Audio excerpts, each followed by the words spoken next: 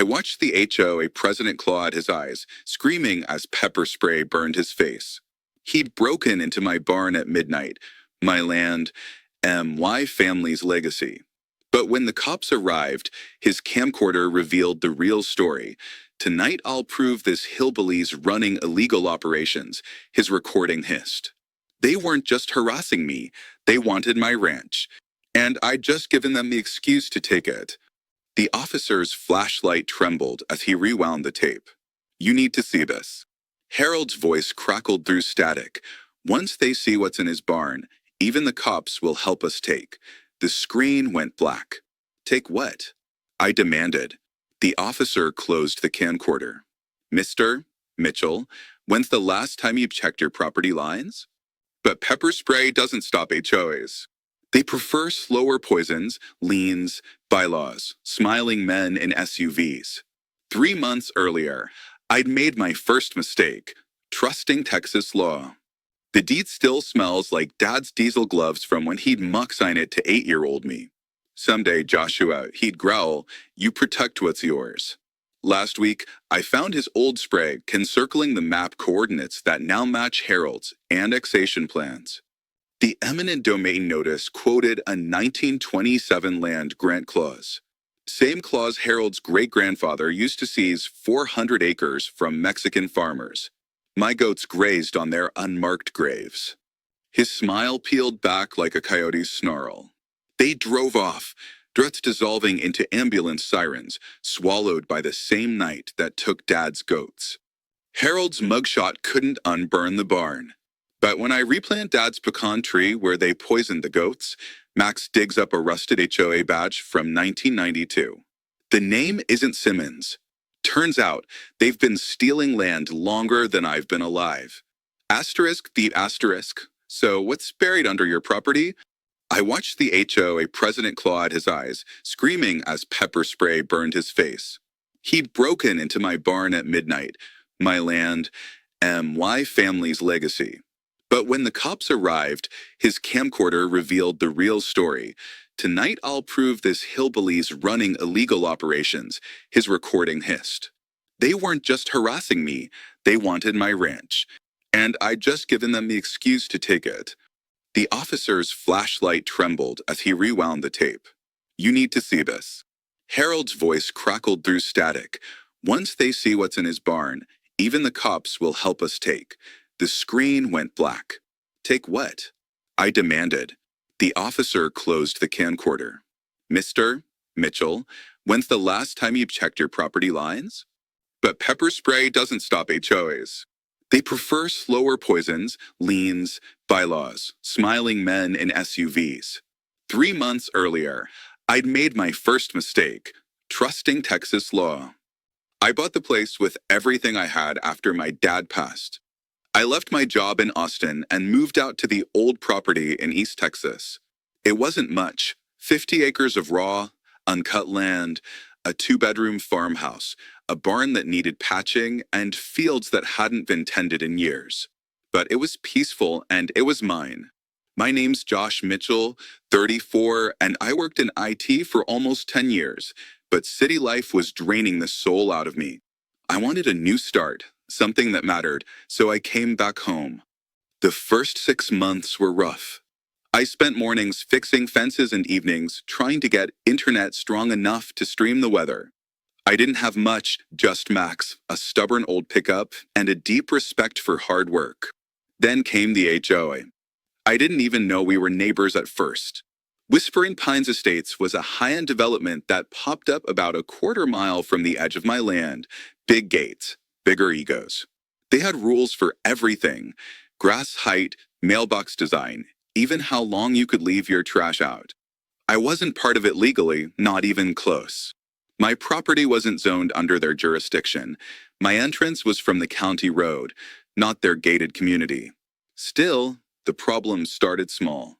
First, it was notes slipped under my gate. Your fencing is a visual nuisance to the neighborhood. Your chickens are causing noise pollution. Your tractor is parked in plain sight and is considered an eyesore. At first, I laughed. I thought it was just a nosy neighbor. But then I met Harold Simmons. He knocked on my door one sunny morning, wearing khakis, a tucked-in blue shirt, and a clipboard in hand. "Mr. Mitchell," he said, smiling, "I'm Harold Simmons, president of the Whispering Pines HOA. We've been getting some complaints from our residents." "About what?" I asked. "Well, a number of things. Your barn roof is rusted, your rooster crows too early, and your pond runoff. Well, we think it might be spilling into HOA land." I stared at him. "You realize I'm not part of your HOA, right?" He gave a thin smile. "Well, not officially, but your property borders ours, and we believe in maintaining a certain standard for the good of the community." I told him to leave, kindly at first, but he didn't. A week later, a HOA notice was nailed to my fence. Violation: unkempt exterior. Failure to comply may result in penalties. I called Sheriff Daniels. He came out, laughed when he saw the notice, and said, "Josh, don't let them scare you.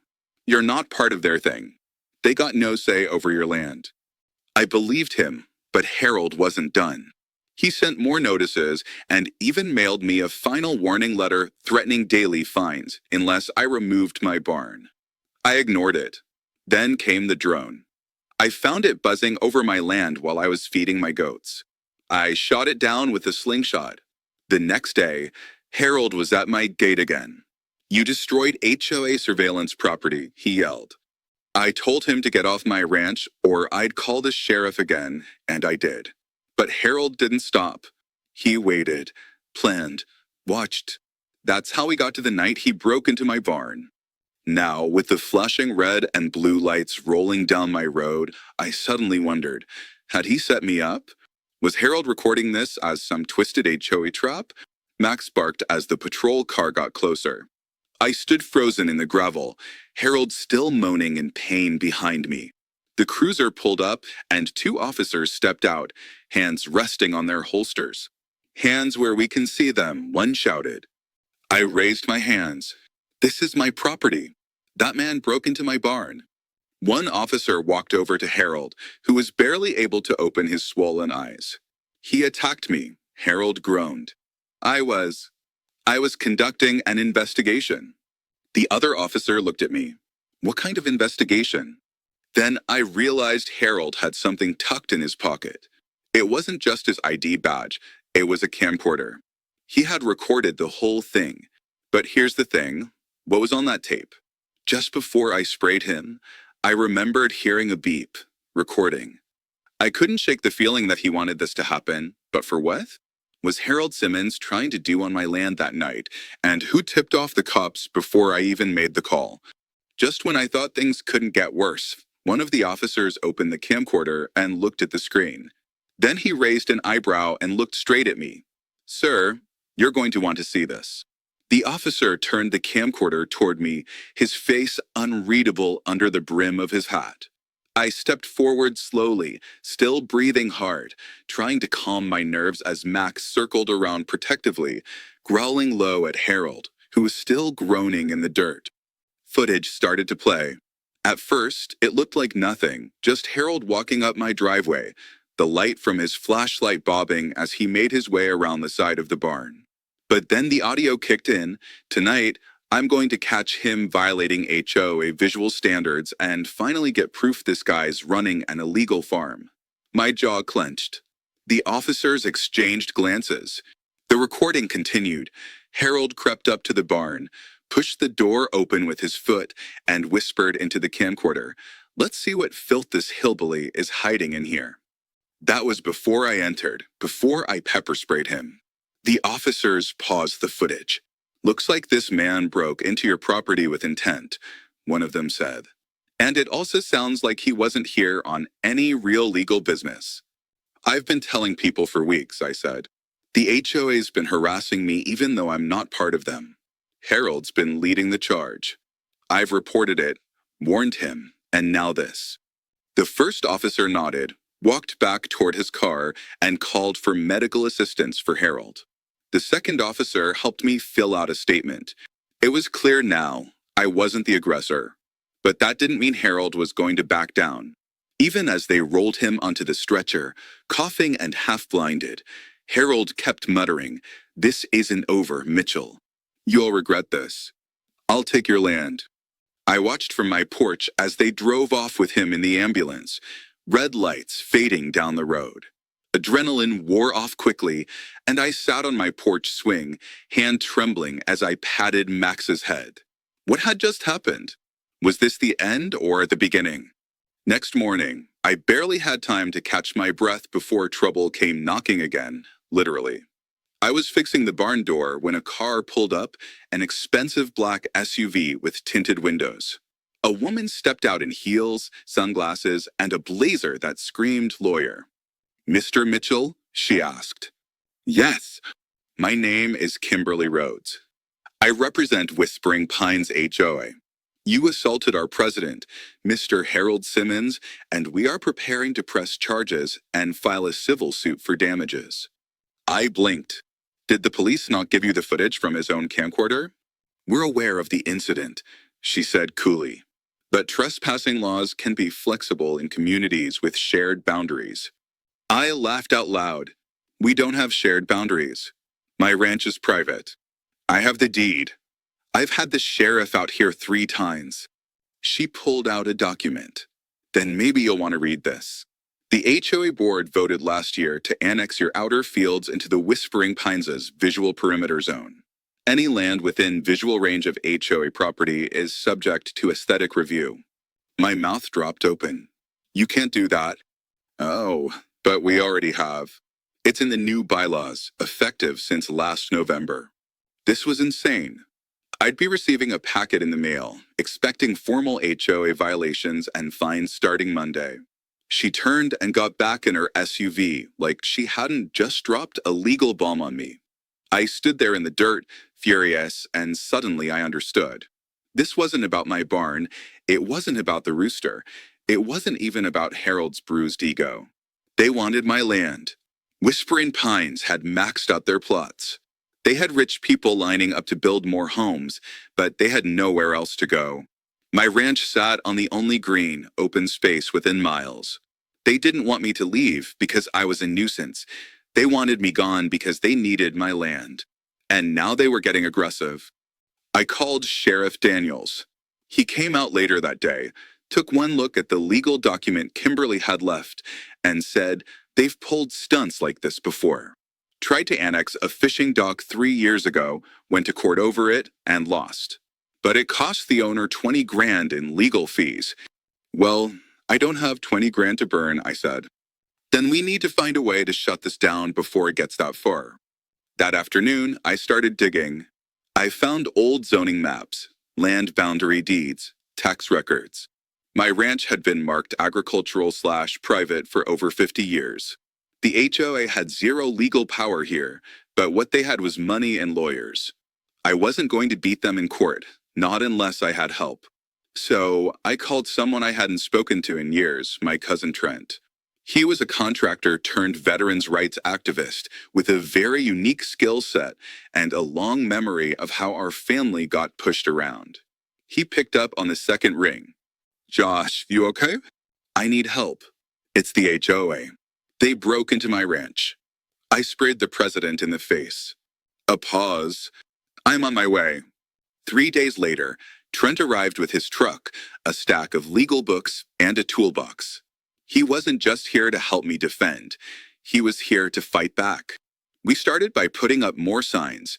Private property, no trespassing, violators will be prosecuted, and reinforcing my fences. We installed a few solar-powered security cameras around the property and even rigged a motion-activated floodlight system that lit up the entire barnyard like a football stadium. Then Trent suggested something crazy. "You know what makes them nervous?" he asked, sipping coffee on the porch. "What?" "Publicity." I raised an eyebrow. "You mean the media?" "No, online. You've got the footage. You've got your story. HOA abuses of power are a hot topic. People hate this stuff. Post the video online. Let the internet deal with Harold." It felt risky, but I did it. That night, I uploaded a trimmed version of the footage with the title, HOA President Breaks into My Ranch, Gets Pepper Sprayed, and Claims It's Legal. By morning, it had 300,000 views. By noon, it was on Reddit's front page. By evening, my phone was blowing up. And that's when I got a knock on the door. This time, it wasn't Harold, Kimberly, or the sheriff. It was someone new, a man in a black suit, no name tag, no smile, just a manila envelope. He handed it to me and said one thing, "You've made some powerful enemies, Mr. Mitchell." Then he turned and walked away. I opened the envelope and read the first line, Notice of Eminent Domain Review, Property under consideration for community redevelopment. I dropped into my chair. They were going to try and take my ranch. This wasn't just HOA drama anymore. This was war. The paper in my hands felt heavier than any tool I had ever lifted on the ranch. It wasn't just a legal notice. It was a threat to my entire way of life. Eminent domain, community redevelopment. These weren't words you threw around unless you were planning to steal someone's home and justify it with government stamps and courtroom jargon. I reread the notice again, this time out loud. The Whispering Pines Development Association, in conjunction with regional zoning committees, is reviewing nearby parcels of land for potential acquisition under community enhancement initiatives. It was official-sounding garbage, a dressed-up way of saying, "We're coming for your land, and there's nothing you can do about it." I called Trent, who was out fixing the east fence line. He came jogging up with his sleeves rolled and sweat across his brow. When he saw the paper, his jaw clenched tight. "They're pushing this hard," he muttered. "And they're getting government offices involved now. They want this to look clean, like they're doing the neighborhood a favor." I nodded. "They want me to look like the problem." "Exactly. You, the guy raising goats and fixing old fences, somehow the villain. Meanwhile, they're building cookie-cutter homes and calling it progress." He walked inside and grabbed his laptop, muttering, "Not on my watch." That evening, we did a live stream update. I explained everything. The break-in, the camcorder footage, the pepper spray, the lawyer, the sudden arrival of an eminent domain letter. Trent handled the tech, reading out property laws and showing the zoning maps proving my land was never HOA territory. The response online was insane. Comments flooded in. HOAs are getting out of control. This guy needs a good attorney and a GoFundMe. You can't just take a man's land because it's pretty. By the next morning, news vans were pulling up outside the ranch, local channels, bloggers, even a documentary crew from Austin that focused on land rights abuse. One guy from Channel 6 News asked, "Do you feel safe, Mr. Mitchell?" I didn't know how to answer because, honestly, no, I didn't feel safe anymore. I had cameras, fences, pepper spray, and a loyal dog, but I was one man up against a machine that didn't care about laws or truth. They cared about power. The next moment of support came surprisingly from someone I didn't expect, one of the HOA members. Her name was Carol Jenkins, mid-60s, curly gray hair. She pulled into my drive in a powder blue sedan and stepped out holding a peach cobbler. I didn't trust her at first. "Mr. Mitchell, I know I'm part of Whispering Pines," she said nervously, "but I want you to know not everyone over there supports what Harold is doing." I blinked. "Really?" She nodded. "He didn't even take a vote on the land annexation. He just told us it was handled and put it in the newsletter. And now, with that video online, he's saying you faked it, that you edited it." "I have the raw footage," I said. She handed me the cobbler. "Well, just know you have neighbors who believe you. Good luck." She got in her car and left. That small gesture meant more than she probably realized. It reminded me there were still good people on both sides of the fence.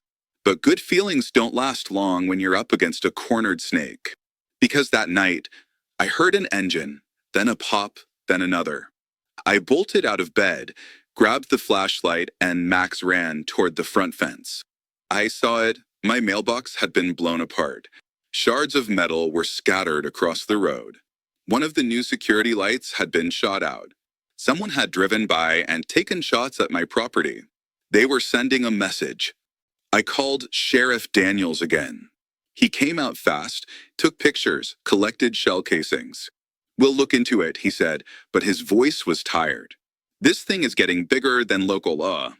Trent stood beside me, arms crossed. "They're trying to intimidate him. Next, it'll be slashed tires or poison livestock."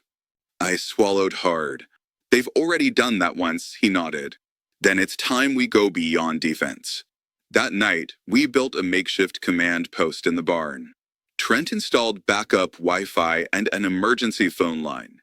He started working on a legal submission to the Texas Attorney General's office.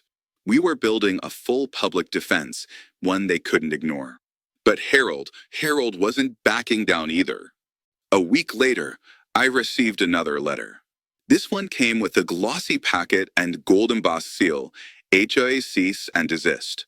It demanded I remove all videos, delete the online posts, and stop referring to Whispering Pines or its officers by name or face a defamation lawsuit.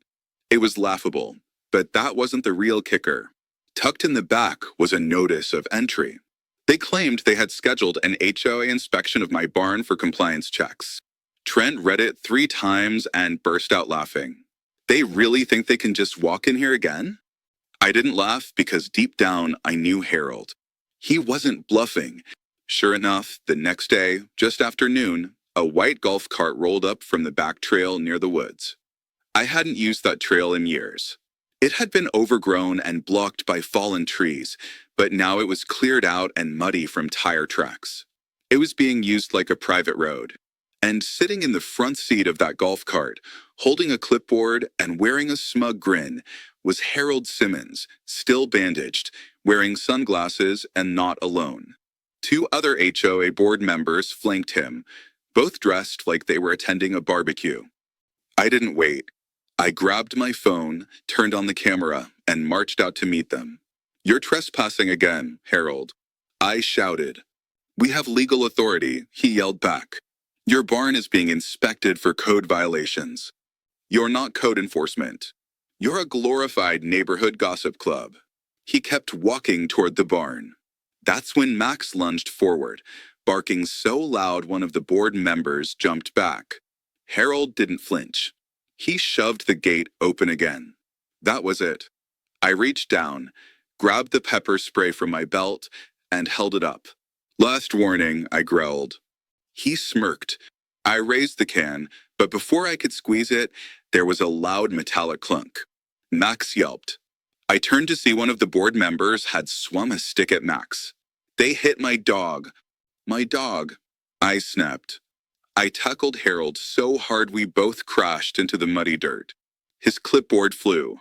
The others shouted and backed away. I pinned him down, my fist raised, but didn't swing, not yet, because I saw it inside his open coat, a copy of my deed, marked with red notes highlighting where they believed my easement overlapped with HOA boundaries. He wasn't just trespassing. He was building a legal case.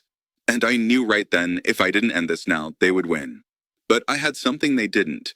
The truth and one more secret weapon Trent had just finished building inside the barn. Harold never saw it coming. Harold lay flat on the ground, pinned in the mud, still sputtering after I tackled him. He coughed and writhed, but I didn't punch him. I wasn't going to give him what he wanted. A clean shot to paint me as a violent rancher attacking peaceful HOA board members. But my blood was boiling. "You hit my dog," I hissed, looking up at the board member who was now backing away slowly, stick still in hand, face pale. I didn't mean to," he stammered. "You came onto my land uninvited again. You came with documents, fake codes, and now you're hitting animals." Trent appeared behind them from the side of the barn, holding his phone up, camera recording the entire thing. "Every second of this is going online," he said calmly. "So, smile for the internet, gentlemen." That's when Harold made his move. He twisted beneath me, grabbed a fistful of mud, and flung it into my face. I stumbled back, and just like that, Harold was up, sprinting toward the barn. "Don't let him in," Trent shouted. I wiped my eyes and chased after him. He shoved open the barn doors and skidded inside. eyes scanning every corner until he saw it. Mounted on the far wall behind a tarp and some feed bins was our latest surprise. A 72-inch flat-screen TV hooked up to a secure laptop and server system Trent had installed just 2 nights ago. It was running non-stop surveillance footage from every corner of the ranch, streamed live and stored off-site. Everything, every single visit, every drone flyover, every act of trespassing was being recorded in HD and uploaded to a secure cloud server. And now, Harold was staring at himself, multiple angles, trespassing across different dates and times. He turned toward me, his face ashen. "You've been filming all this. Every second," Trent said, stepping into the barn. Harold's hands curled into fists. "You can't use any of this. I'll have it all thrown out. This is an invasion of privacy." Trent laughed. "On your property?" "No, Harold. You're the one invading, and now we're pressing charges for animal cruelty, trespassing, attempted property fraud, and assault." "You're bluffing." "Then let's take it to court," I said, still wiping the last of the mud from my shirt. "Let's show the judge your annotated copy of my deed. Let's show them your little board members trying to beat up a dog. Let's see what they think of that." Harold's face twitched. He was cracking, but then he did something none of us expected. He pulled out his phone and dialed someone. "Get the car ready. Plan B is in motion tonight." He ended the call, shoved past Trent, and stormed out of the barn. "Should we stop him?" I asked. Trent shook his head. "No, we just got everything we need. Let him dig his grave." Still, that Plan B line haunted me. What was Harold planning now? We stayed on high alert. Trent was up, watching the cameras. I took shifts walking the perimeter with Mac's tension was thick. Even the goats were skittish. The next moment of support came in the form of more neighbors. Carol Jenkins returned, this time with more than peach cobbler. She brought 2 other Whispering Pines residents, Marcy and Craig, both in their late 50s, kind eyes, worn hands. They looked like people who didn't belong in a rigid HOA neighborhood full of luxury cars and matching mailboxes. "We heard what happened," Craig said, "and we've had enough." Carol handed me a folder. Inside was a signed letter from 22 Whispering Pines residents. They were asking for a vote of no confidence against Harold Simmons as HOA president.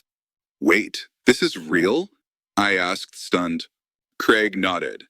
"We've seen what he's doing. He lied to us, spent thousands of HOA funds on legal teams, and we don't want any part of this nonsense anymore." My throat tightened. "Thank you," I said. "You don't know how much this means." But even with neighbors rallying, we weren't prepared for what came next. That night, Plan B revealed itself. I was in the kitchen feeding Max when Trent burst through the back door, out of breath. 3 black trucks, no plates. They just pulled up to the back fence near the north pasture. I dropped Max's bowl and ran out behind him. Sure enough, down the hill in the moonlight, 3 large pickup trucks were parked in the grass. Figures moved around with flashlights, fast and purposeful. I grabbed my rifle from the gun cabinet, not to use, but to show I wasn't defenseless. We approached slowly. "What the hell are they doing?" I muttered. Then I saw it. They were pulling down my fencing. One of the men had a bolt cutter, another had a measuring wheel, like they were surveying the land. And then Harold stepped out from one of the trucks in a reflective vest, holding a large white and blueprint scroll. He unrolled it on the hood of a truck and pointed toward the fence. He was marking out construction zones. Trent cursed under his breath. "They're trying to break ground illegally right now overnight. Probably to claim some kind of occupancy loophole." I didn't wait. I turned on the floodlights, all of them. The whole pasture lit up like noon. Harold and his crew froze, staring up at the hill where I stood, rifle in one hand, phone in the other, dialing the sheriff. "You're trespassing again, Harold," I shouted through the megaphone Trent had built into the porch. He didn't answer. Instead, he raised a hand. One of his men stepped forward and lit a fire, a controlled burn, small but right at the base of my east haystack, my livelihood. Trent gasped. They're going to torch the property and blame you. I didn't think. I dropped the phone, ran for the fire. Max bolted past me, barking. Just before I could grab the hose, I heard footsteps behind me, heavy boots, then the sound of splintering wood. They were in the barn again, but this time, they weren't leaving empty-handed. Smoke filled the air as the fire caught the edge of the haystack, flames licking higher by the second. My boots pounded against the dirt as I dragged the hose from the barn wall, flipping the nozzle and blasting water toward the growing blaze. Trent, I shouted, cut the line to the south trough. We need more pressure. He was already moving, sprinting to the valve controls we'd built near the goat pen. Max barked furiously, racing in circles around the fire and snapping at the air. But what terrified me more wasn't the fire, it was the sound behind me. The barn door had been smashed in. Someone had taken a crowbar to the reinforced lock Trent, and I had installed last week. I heard stomping boots, multiple pairs, and then the sound of something metal scraping on concrete.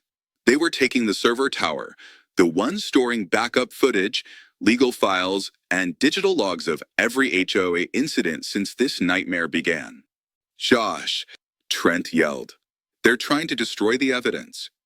I dropped the hose, fire half doused, and ran toward the barn, choking on smoke.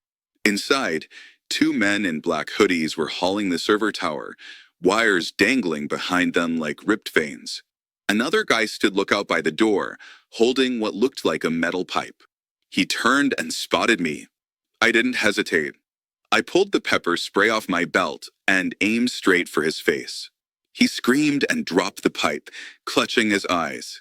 The other 2 turned in surprise, one stumbling over a coil of extension cords. I charged forward, slamming my shoulder into the guy holding the tower.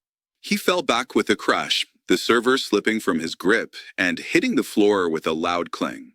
Trent, first and behind me, wielding a shovel like a baseball bat. Back off, or I swing, he shouted. The second guy hesitated, but instead of fighting, he bolted out the back exit, disappearing into the shadows. One still blinded by the spray tried to crawl toward the door. Trent grabbed a pair of zip ties from his pocket, we had prepped for this kind of thing, and bound the guy's wrists behind his back. He screamed, sputtering, "This is assault. You'll regret this." "Oh, yeah," Trent growled. "Tell that to your HOA boss when the sheriff finds you trespassing and torching hay." Outside, the fire was down to embers, but the chaos wasn't over. Because Harold was gone, and so were the other 2 trucks. They had fled the scene, and the worst part, one of them had taken the main backup hard drive we used to mirror the server data, our second line of defense, gone. The barn stank of smoke, sweat, and scorched rubber. The server tower was damaged, but not destroyed. Still, I felt sick. All of this just to push me off my land. We called Sheriff Daniels again. This time, he came with backup, 3 cruisers pulled in, red and blue lights flashing over the ranch. Deputies fanned out, searched the area, and collected evidence. They arrested the man we zip-tied, who finally admitted, after some coaxing, that Harold had paid him in cash. "Just said it was a reclamation job," the guy mumbled. "Didn't know you'd be armed." "You broke into a man's barn and lit his property on fire," Sheriff Daniels snapped. "What did you think was going to happen?" They took him away in cuffs. I stood there in the morning light, watching the sun rise over the field as embers still glowed from the base of the haystack. We lost half the feed for the goats, and the barn door would need to be replaced again. But I was still standing, and so was the ranch. The next day brought unexpected calm. After weeks of harassment, destruction, and chaos, Whispering Pines went eerily quiet. No more golf carts, drones, no mystery SUVs. It was like someone had told them to lay low, or maybe they realized they had pushed too far. Still, I didn't trust the silence. We spent the day with local reporters who had caught wind of the break-in. They interviewed Trent, filmed the burnt hay, and got close-ups of the busted barn door. One of them asked me, "Do you think Harold Simmons will finally back off after this?" I gave a tired smile. I think Harold's used to people giving up. He's not used to someone fighting back. And fight back we did. The footage from the night of the fire and barn break-in, it was still stored, miraculously, on the secondary cache of the server tower. Trent managed to recover over 80% of the footage. We posted a full documentary-style video online, combining every trespass, every verbal threat, and now attempted arson. The internet exploded, millions of views, thousands of comments. And then a knock at my door. This time, it wasn't a lawyer, trespasser, or a neighbor. It was a federal agent, FBI badge, serious face. Mr. Mitchell, I'm Agent Reyes. I'd like to ask you a few questions about Harold Simmons and Whispering Pines' HOA. I blinked. What? We're opening a federal investigation into property fraud, racketeering, and possible bribery involving several HOAs in the region. Your situation may be linked to a wider case. My heart dropped. What happens now? That depends, Agent Reyes said. Do you want to press charges? I stared at him, my hand curled into a fist, because in my mind, I saw Harold's smug face, that blueprint rolled out on his truck hood, and Max yelping after being struck. Yes, I said, my voice cold. I want him held accountable for everything. Agent Reyes nodded. Then you'll want to see this. He handed me a thick folder. Inside were photographs, documents, transaction histories. One caught my eye immediately. It was a picture of Harold Simmons shaking hands with the county zoning officer. The caption read, "Zoning boundary change proposal approved off record." He had been buying people off. This ran deeper than I ever imagined. But nothing prepared me for what was at the bottom of the folder. A notarized request filed by Harold Simmons himself, request for emergency eviction enforcement against Joshua Mitchell for failure to comply with HOA land ordinances. Filed just 3 days ago. He was going to try one last time, and that meant I had to be ready. Because Harold wasn't done yet, and neither was I. I stood on my porch, staring at the eviction document like it was a bomb waiting to go off. Even after everything, after the break-in, the assault on Max, the fire, the stolen hard drive, Harold had still filed paperwork to get me off my land. But this wasn't a bluff this time. He had filed it directly with the county civil court, bypassing HOA channels completely. He had cited fraudulent HOA bylaws, forged annexation maps, and emergency community ordinance violations. According to his document, my ranch was now non-compliant agricultural land, posing a visual and safety hazard to residents. It was all lies, but backed by money and signatures, it can still get people evicted. Trent flipped through the pages, his face hard. If we hadn't caught this in time, the court would have sent a sheriff to enforce it. You could have been removed within days. My stomach twisted. And we're not even in the HOA. Doesn't matter. Harold has county officials in his pocket, or he had them. Agent Reyes had stayed in town after his first visit, and with his help, we forwarded everything, the video footage, the forged deed notes, even the camera feed from the barn break-in, directly to the Federal Property Crimes Unit. Reyes looked through it all, then gave a sharp nod. It's enough to arrest Harold Simmons. And they did. The day it happened, I was cleaning the goat pens when the sound of sirens broke the morning stillness. I stepped out onto the porch, wiping my hands on my jeans, just in time to see 3 unmarked SUVs roll into Whispering Pines. Harold didn't go quietly. According to Carol, who called me minutes later, he screamed the whole time, swore he'd sue every person who turned against him, and even tried to claim he was the victim. But this time, the law wasn't buying it.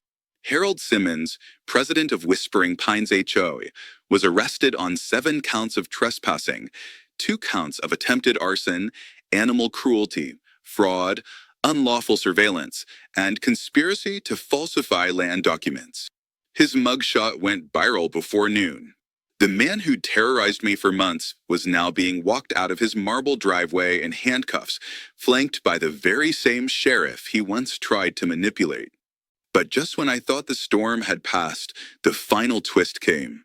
Agent Reyes returned that afternoon with a somber look on his face. "There's something you need to see," he said, handing me a sealed file. Inside were copies of recorded wiretaps. Turns out, Harold wasn't acting alone. He'd been coordinating with a small group of HOA presidents across the county. Together, they had been working to slowly expand their neighborhoods through visual compliance zones, a term they made up to scare landowners near them. They'd been forging votes, bribing inspectors, and harassing people into either selling or getting evicted. I was just one of dozens, but I was the first to fight back loudly. And because of that, others started speaking out too. Within a week, 2 more HOA presidents were arrested. 4 county workers were placed under investigation. The zoning officer in the photo resigned immediately. I stood on my porch one last time that week, watching the sunset bleed across the fields. Max sat by my side, tail thumping gently. The barn had a new door, the fence was reinforced, and our cameras now streamed directly to both a cloud and a flash drive locked in a fireproof safe. Whispering Pines had a new HOA president, Carol Jenkins. Her first order of business, restoring peace and removing all forged bylaws that ever mentioned my land. She even came over personally with a letter of apology signed by 24 residents. "We're sorry," she said. "Sincerely. And thank you for standing your ground." The media coverage died down eventually, but the lesson stayed with me. I learned that peace sometimes has to be defended, that kindness isn't weakness, and that standing alone doesn't mean standing wrong. And I learned never to underestimate a stubborn rancher, his cousin with tech skills, and a loyal dog who just wants to protect his home. Oh, and pepper spray, still the best $12 I ever spent. If you enjoyed this story, don't forget to like, comment, and subscribe for more jaw-dropping real-life dramas, HOA takedowns, and epic revenge tales. What would you do if an HOA tried to steal your land? Let us know in the comments below.